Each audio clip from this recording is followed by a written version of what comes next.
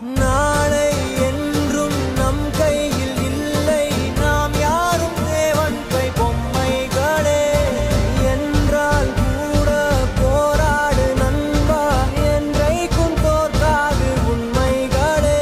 செங்கோட்டை போல் இல்லாமல் ஓடு, கோல்டு தேடி வரும். உந்தன் வாழ்வும் ஓர் ஒலிம்பிக்கை போலே, வேர்வை வெற்றி தரும். நாங்கள் ரிஷியும் இல்லை, ஓர் ருஷி சொன்னோம், குடிச்சா குடிலா